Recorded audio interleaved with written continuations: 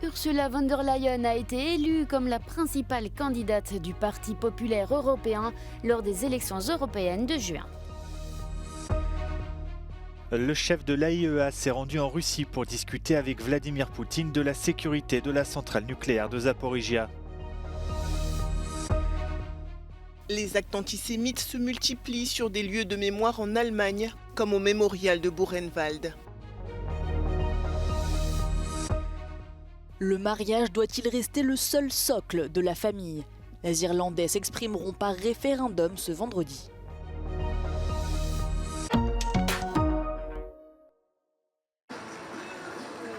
Le Parti populaire européen a élu l'actuelle présidente de la Commission européenne Ursula von der Leyen comme candidate principale pour les élections européennes de juin.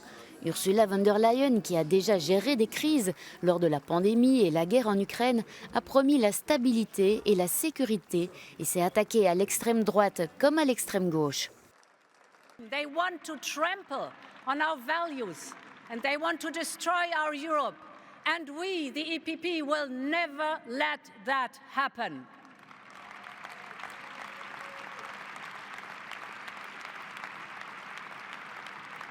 So this is a defining moment. The signal of Bucharest today is that EPP is standing for Europe, strong and secure, peaceful and prosperous, democratic and united. We stand pro-EU, pro-Ukraine, pro-rule of law. Ursula von der Leyen était la seule candidate du parti. Elle a obtenu 400 voix et 89 délégués se sont prononcés contre elle. Les dirigeants du PPE pensent que s'ils gagnent les élections, le Conseil européen nommera formellement Ursula von der Leyen au poste de présidente de la Commission. Look, if the European People's Party wins the European election, I believe we are going to win it. All projections indicate this will happen. Then keeping the president of the European Commission should be a basically automatic process. Mais une grande partie des 800 délégués n'a pas voté. Un avertissement clair pour Ursula von der Leyen. Ursula von der Leyen jelentős győzelemként ünnepelheti azt, hogy a néppárt támogatja azt, hogy újrainduljon a bizottsági elnöki székért folytatott küzdelemért. Azonban ez egy keserédes győzelem, hiszen a 800 küldött közül 300 egyáltalán nem szavazott, több mint 80-an pedig ellene foglaltak állást. Az Euronews-t Bukarestből Zsíros Sándor tudósította. Le chef de l'AIEA, Raphaël Grossi, s'est rendu mercredi à Sotchi pour discuter avec le président russe Vladimir Poutine de la centrale nucléaire de Zaporijia. Les discussions ont porté sur les mesures à prendre pour garantir la sécurité de la centrale à l'arrêt, mais aussi en cas d'éventuel redémarrage. Depuis la prise de la centrale de Zaporijia par les forces russes au début de l'invasion de l'Ukraine, l'Agence internationale de l'énergie atomique a exprimé à plusieurs reprises son inquiétude. Si ces 6 réacteurs sont actuellement à l'arrêt, la plus grande centrale nucléaire d'Europe a toujours besoin d'électricité et de personnel qualifié pour faire fonctionner les systèmes de refroidissement. Raphaël Grossi, qui s'est rendu sur place le mois dernier, tente de maintenir le dialogue avec Russes et Ukrainiens.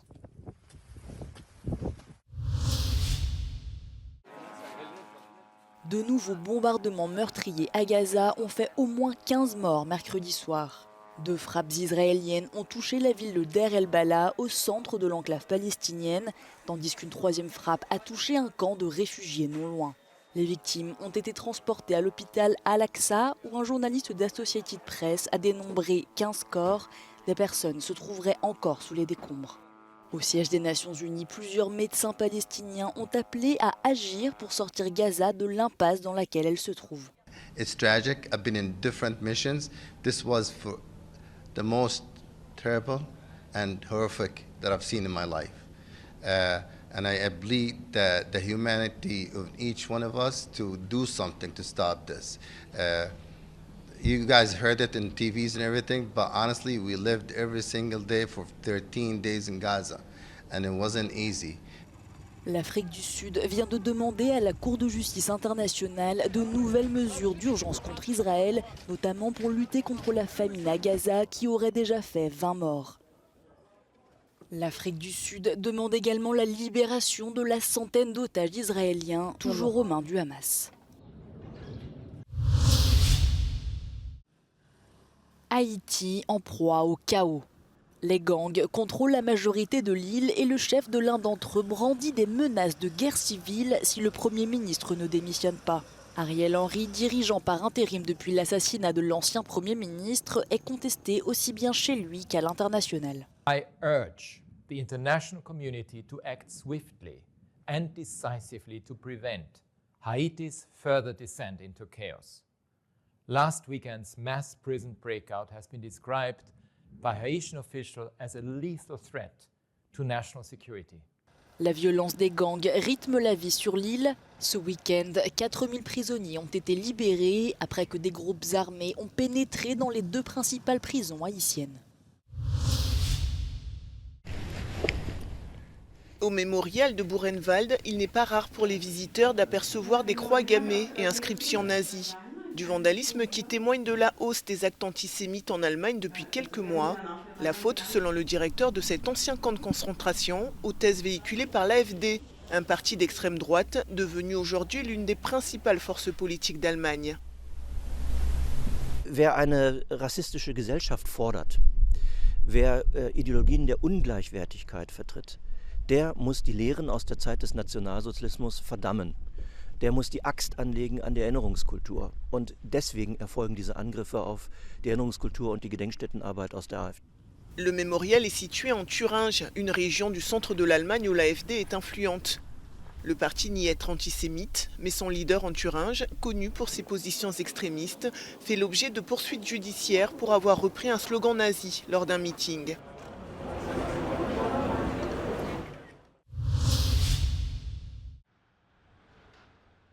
Le mariage comme socle de la famille est solidement ancré dans la constitution irlandaise, mais cela pourrait bientôt changer. Un référendum propose de reconnaître les couples de même sexe, la cohabitation familiale et les parents célibataires comme garants de la famille.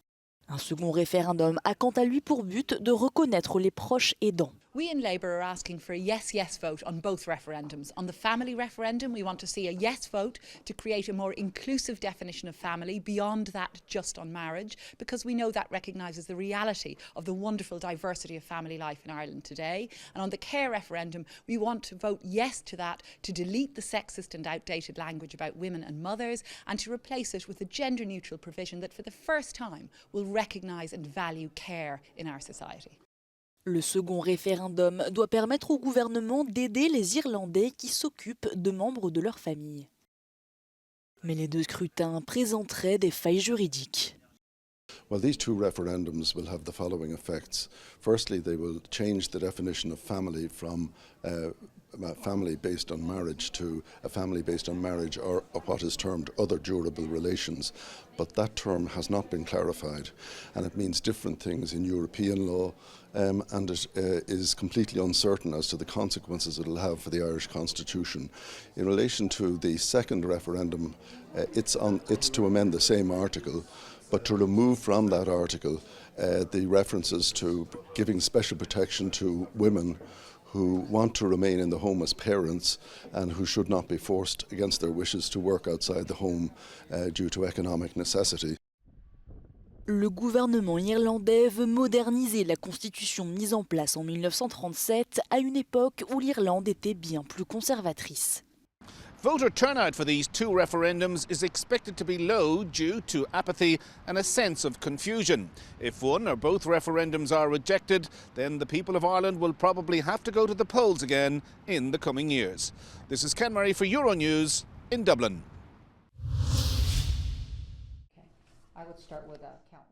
L'armurière du film d'Alec Baldwin déclarée coupable d'homicide involontaire. Les faits se sont déroulés en 2021. Lors d'un tournage, l'acteur et producteur américain Alec Baldwin manipule une arme à feu censée n'être qu'un accessoire. Mais le coup de feu part et tue la directrice de la photographie Alina Hutchins. L'armurière du film, Ana Gutiérrez-Reed, a été déclarée coupable de négligence ayant entraîné la mort. Pretty much it's just that never did the safety checks, never checked the rounds to pull them out, to look at them, shake them. I mean, if you'd have done that, this wouldn't have happened. Alec Baldwin était l'acteur principal du film Rust, un western dont il était aussi le coproducteur. Il sera jugé en juillet pour homicide involontaire également. L'acteur de 65 ans a plaidé non coupable lors de sa détention provisoire. Selon lui, il n'a pas appuyé sur la gâchette, le coup de feu serait parti tout seul en manipulant l'arme qu'il pensait être un simple accessoire de tournage. Alec Baldwin risque jusqu'à 3 ans de prison.